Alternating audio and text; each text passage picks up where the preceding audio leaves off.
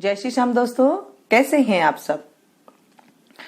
दोस्तों आज हम बात करेंगे ग्रहण काल में गर्भवती स्त्री को कैसे रहना चाहिए, प्रेग्नेंट लेडीज को कैसे रहना चाहिए जिससे उनके बच्चों में कोई भी दिक्कत ना आए।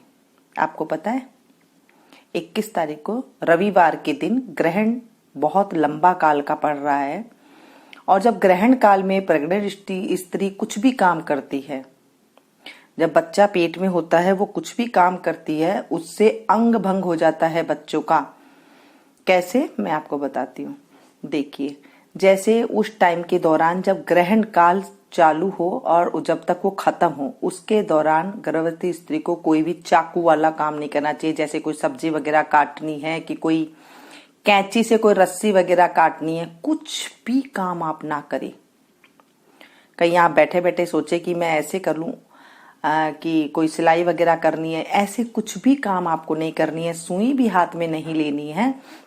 पहले क्या करते थे सासू माँ वगैरह, वो क्या करती थी दादी नानी वगैरह, एक पीढ़े पे या एक कुर्सी पर आराम से उसे बिठा दिया करती थी, या फिर आप बेड पे बैठ जाए, चाहे अगर नहीं बैठा जा रहा है तो आप कोई गद्दा लेकर के आप वहां पर बैठ जाए, लेकिन एक आराम से आप बैठ जाए और अपनी झोली में एक नारियल ले ले।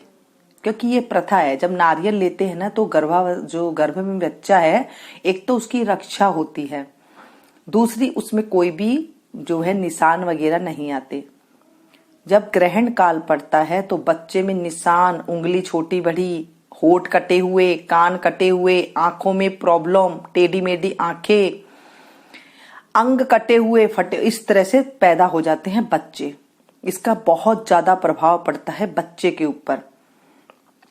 घर से बाहर तो आपको बिल्कुल भी नहीं निकलना है। ये अंधविश्वास वाली बातें नहीं, ये पुराने जमाने की बातें मैं आपको बता रही हूँ और हर लेडीज को ये जानकारी होनी चाहिए, क्योंकि जिनके घर में सासू माँ वगैरह है वो तो बता ही देती हैं, और लेकिन आजकल के बच्चे नहीं मानते हैं बात। लेकिन एक बार मानने से क्या जाता है।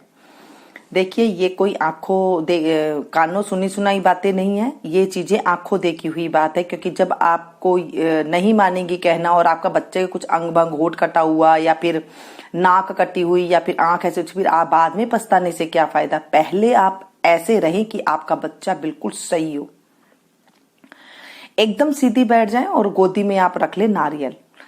वैसे गर्भवती स्त्री को जो है अपने पुराणों में लिखा हुआ है कि उन्हें हर चीज की जो है दवाई वगैरह लेनी है तो आप ले सकते हैं। वैसे पानी भी नहीं पीना चाहिए, लेकिन आपको अगर नहीं रहा जाता, दवाई का टाइम है, तो आप जरूर ले। और जो बीमार आदमी है उसके लिए भी छूट होती है कि वो ले ले। देखिए, सूर्य को जब ग्रहण लगता है उसकी छाया भी नहीं पड़नी चाहिए। आपको गेट के बाहर सूर्य की रोशनी में या उसकी छाया में बिल्कुल भी नहीं आना है। अगर दोस्तों आप आएंगी तो आपके बच्चे को जो है बहुत ज्यादा दिक्कत पैदा हो जाएगी। अभी तो आप कर लेंगे, सिर्फ 3-4 घंटे की बात होगी, लेकिन बाद में जिंदगी भर पछताना पड़ता है। ये वाली बात मैं इसलिए पूरे सीधी सीधी बात बता देती हूँ ताकि जितने भी आप मेरे सब्सक्राइबर हो, आप मेरी फैमिली है। मैं नहीं चाहती कि मेरी फैमिली को कोई भी मैं आधी अधूरी बात बताऊं, इसलिए मैंने बिल्कुल एकदम साफ साफ आपसे कह दिया। ग्रहण काल में अगर कुछ भी नहीं तो अगर छाया वगैरह में भी जाते हैं ना तो उंगली छोटी बड़ी हो जाती है, पैरों की उंगली, हाथों की उंगली, और कई बार तो पता नहीं क्या क्या बच्चे, अजीब अजीब से बच्चे पैदा हो जाते हैं ग्रहण काल की छाया में। जब ग्रहण काल में कुछ भी काम कर लेते हैं ना, चाकू से कोई सब्जी वगैरह काट लेते हैं या कुछ फ्रूट वगैरह खा लेते हैं, नहीं मानते आजकल के बच्चे, तो उनको क्या होता है, होठ कटे हुए बच्चे, आपने देखे ना कई बच्चे होठ कटे हुए पैदा होते हैं, या फिर उंगली कटी हुई होती है उनकी, या फिर ऐसे कुछ अजीब अजीब से बच्चे पैदा हो जाते हैं। इसलिए मैंने आपको साफ साफ बता दिया। वैसे तो आम लोगों को भी खाना नहीं खाना चाहिए, लेकिन देखिए सूतक में तो आप खा लें, लेकिन जब ग्रहण काल लगे आप उसमें कुछ भी ना खाएं। बस सिर्फ क्या लेना है, भगवान का नाम लेना है और अपनी गोदी में अंदर, अगर सूट डालते हैं तो आप चुन्नी लेकर के उसे आप रख ले, अपनी गोद के अंदर रख ले, ताकि वो बच्चे की रक्षा हो जाए। उस नारियल से बच्चे की रक्षा होती है। और अगर आप साड़ी वगैरह डालते तो फिर वो पल्लू में ले ले, मतलब पल्लू में लेना है आपको, कोई भी चुन्नी ले ले। कुछ भी डालते तो गोदी में एक चुन्नी ले लें और उसके अंदर वो नारियल रख के, पानी वाला जो नारियल होता है ना, वो आप रख करके बैठ जाए। आप देखेंगे आपका बच्चा एकदम स्वस्थ होगा, कोई भी बीमारी नहीं होती उस बच्चे को। जैसे ही आप बाहर जाती है या फिर धूप कहना नहीं मानती है तो बहुत ज्यादा दिक्कतें आती है। इसलिए मैं बार बार इस बात को दोहरा रही हूं ताकि आपको ध्यान रहे। उस दौरान कुछ भी नहीं खाना पीना है, क्योंकि देखिए 12 घंटा पहले ही सूतक लग जाता है। जैसे 10 बजकर कुछ मिनट पे अभी संडे को लगने वाला है ग्रहण, तो शनिवार को रात को ही जो है सूतक लग जाएगा और जो है मंदिर के कपाट बंद हो जाते हैं, घर के मंदिर के भी जो है कपाट वगैरह बंद कर देते हैं। ग्रहण काल में अगर आपको पानी की प्यास लगती है, नहीं रहा जाता है, तो आप पानी में तुलसी दल जो होती है ना, वो जब सूतक लगे तभी आप सारी चीजों में तुलसी दल डाल करके रख दे, दूध में, पानी में। या फिर तुलसी नहीं है तो आप दूब घास आती है ना, दुर्वा घास, वो आप रख सकते हैं, कुसा घास रख सकते हैं, थोड़ी थोड़ी डाल करके रख दे। आपने पहले देखा होगा कि तो आपने मम्मी दादी वगैरह ये सब कुसा घास डाल करके रखती थी, नहीं मिलती थोड़ी सी दूब घास डाल करके रख दे सभी बर्तनों में पानी, और वो भी नहीं मिलती तो तुलसी की पत्तियां हैं तो वो डाल दें। वो भी नहीं है, गंगा जल एक गिलास में रख ले, उसमें थोड़ा सा डाल करके पी ले। यानी कि कुछ भी चीज ये रक्षा करेगी आपकी। अगर इन चीजों में से कुछ भी नहीं है तो गंगा जल एक गिलास में पहले ही निकाल करके रख लीजिएगा सूतक से पहले, और उसके बाद जो है आप उस गिलास में से थोड़ा सा पानी आप डाल करके उसमें पी लें। प्यास लग रही है आप पी लें, कोई दिक्कत नहीं। लेकिन कुछ भी उस टाइम पे पेट पे हाथ नहीं फेरना है आपको, कि आप पेट पे हाथ फेर रहे तो बच्चों के जो है अंग पे उंगलियों के निशान आ जाएंगे आपके, पता नहीं कहां पर आएंगे, चेहरे पे आएंगे कि शरीर पे आएंगे, अजीब से निशान आ जाएंगे आपकी जब उंगली फेरेंगे तो पेट पर। पेट पे भी हाथ नहीं फेरना है। ऐसे करने से बहुत ज्यादा दिक्कत है। जैसे आपको खारिश आ रही है पेट में नीचे, तो आप जोर जोर से रगड़ रगड़ करके खारिश कर रहे हैं तो भी वो आ जाएंगे, निशान आ जाएंगे। इतनी ज्यादा इसमें जो है थोड़ी सी सावधानी रखनी होती है। पानी की प्यास लगे तुलसी दल डाल के पानी पीजिएगा। आपको कोई दवाई वगैरह दूध वगैरह के साथ लेनी है तो उसमें भी जो आपको थोड़े से तुलसी दल डाल करके आप ठंडा से, गर्म नहीं कीजिएगा, क्योंकि आग नहीं जलानी है। आग जलाओगे तो भी आपको बहुत दिक्कत आएगी। ये तो मैं गर्भिणी स्त्री के लिए बता रही हूँ, जो प्रेग्नेंट लेडीज है उनके लिए मैं बता रही हूँ।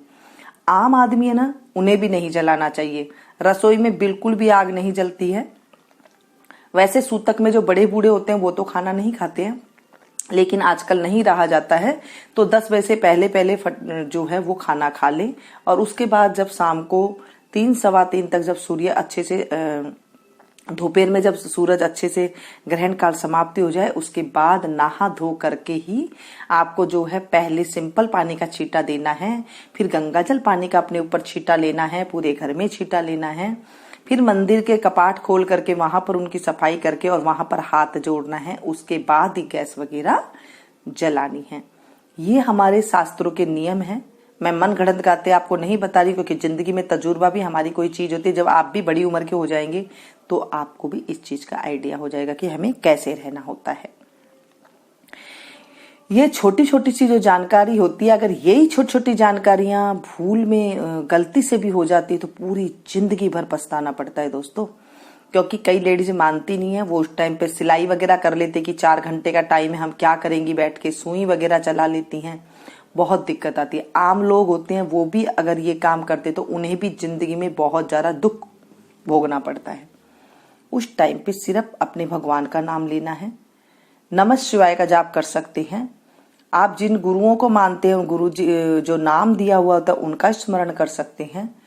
आप किसी भी देव देवता जिनको आप मानते हैं उनका नाम का आप स्मरण कर सकते हैं। जिनको भी चाहे भगवान का आप कीर्तन भजन गा सकते हैं। अगर आपको कुछ भी नहीं आता तो भगवान के कीर्तन भजन आप गा सकते हैं। ऐसे नहीं कि मोबाइल में देख करके आपको मनोरंजन करना है, ऐसे भी नहीं करना है। टीवी भी नहीं देखनी है, मनोरंजन भी आपको नहीं करना है, क्योंकि वो जो काल आएगा ग्रहण काल, उसमें सिर्फ चुपचाप बैठना है।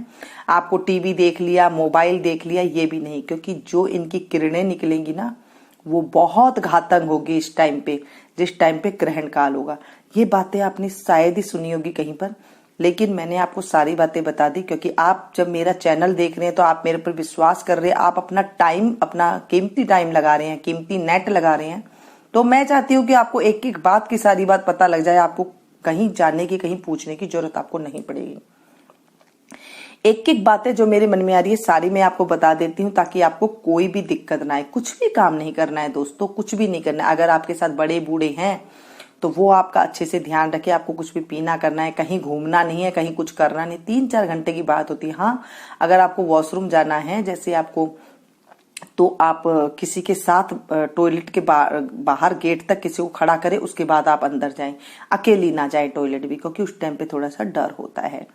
ये छोटी छोटी बातें होती है दोस्तों, लेकिन लाभ बहुत देती है। देखने में छोटी लग रही है ये बातें कि आम ये बातें हैं, इनको क्या होगा, इनसे बहुत कुछ होता है। आप करके देखें, आपको पता लगेगा कितना फायदा होता है इन बातों से। जो आपने पहले गलती करी है और इस टाइम में नहीं कर रही है, तो आप देखा पहली बार माँ बन रही है, तो इन चीजों का आप बिल्कुल ध्यान रखिए। बिल्कुल भी ज्यादा हमें आधुनिक बनने की कोई जरूरत नहीं है, क्योंकि जब कुछ हो जाता है तो कोई आधुनिकता काम नहीं आती है। ये छोटी छोटी सी थी जानकारी, और बातें बताऊंगी तो आपको काफी लंबी वीडियो हो जाएगी। अभी तो 2 दिन और पड़े हैं। आपको अगर कुछ पूछना है तो आप कमेंट्स बॉक्स में जाकर के पूछ लीजिएगा, मैं आपको जवाब अवश्य दे दूंगी। क्योंकि 2 दिन के अंदर आपके अंदर कोई दिमाग में कोई क्वेश्चन आता है तो मैं उसका जवाब अवश्य दूंगी। मेरे अभी कुछ समझ में नहीं आ रहा है तो मैंने इतनी ही वीडियो बनाई है, और बनाऊंगी तो काफी लंबी वीडियो हो जाएगी। क्योंकि मैं किसी एक बात पर बताती हूँ तो उसकी पूरी उसे अच्छी तरह से आपको बता देती हूँ, ताकि आपको अच्छे से समझ में आ जाए, और साफ साफ भाषा में स्पष्ट करके बता देती हूँ, ताकि आप लोगों को कुछ किंतु परंतु ना रहे। ये थी छोटी सी जानकारी। पसंद आए तो प्लीज एक लाइक जरूर दीजिएगा। इसे ज्यादा से ज्यादा अपनों के साथ शेयर कीजिएगा। पता नहीं किसको किस टाइम पे इसकी जरूरत पड़ जाए, क्योंकि जब हम किसी का अच्छा करते हैं तो उनकी आत्मा से दुआ निकलती है। देखिए, एक जीव तो होता नहीं है, पेट में एक बच्चा होता है, एक आप होते, तो 2 जीव की हम रक्षा करते हैं। तो अंदर से आत्मा, जो बच्चा पेट में होता है ना, उसकी बहुत दुआ लगती है। आपने देखा होगा, जो पहले के जमाने की लेडीज थी, गर्भिणी कुश्ती को पूछती थी तुझे क्या खाना है, अड़ोसी पड़ोसी भी उसे मनवार करते थे, कुछ खाना है मैं ला दूं, क्योंकि हम एक अदृश्य आत्मा की सेवा कर रहे हैं। हमारे पेट में जो बच्चा है, हमें नहीं पता वो कैसा है क्या है, हम उसकी सेवा कर रहे हैं। जब भी मैं भी आपको बता रही हूँ तो मैं भी उसकी सेवा कर रही हूँ। जब उससे मुझे बहुत ज्यादा फायदा मिलता है। जब आप किसी और को बताएंगे ना, तो आपको भी उसका बहुत ज्यादा फायदा मिलेगा। क्यों? क्योंकि आप एक माँ के पेट में जो बच्चा पल रहा है, उसको आप एक शिक्षा देंगे तो उसको आराम मिलेगा, और वो आत्मा आपको बहुत ज्यादा आशीष देगी, और आप उससे जो है फलते फूलते हैं। जब हम किसी की ऐसे सेवा करते हैं, ये एक तरह की सेवा ही रहती है दोस्तों, क्योंकि इतना बड़ा ग्रहण काल है। और अब अगर हम उसमें इनको कोई जानकारी अगर हम दे देते हैं, आगे हम उसे भेजते हैं, शेयर करते हैं, तो उनको भी जानकारी मिलती है, तो उसे हमें देखिए आगे हमें कितना फायदा मिलता है। ये थी छोटी सी जानकारी। पसंद आए तो प्लीज एक लाइक जरूर दीजिए, ज्यादा ज्यादा अपनों के साथ शेयर कीजिएगा। मैंने फिर से एक बार आपको बोला है। मिलती हूँ फिर से एक नई जानकारी के साथ, नई विषय में। तब तक देखते रहिए आप लोग मीनू मॉम एंड बेडवी केयर। जय श्री श्याम।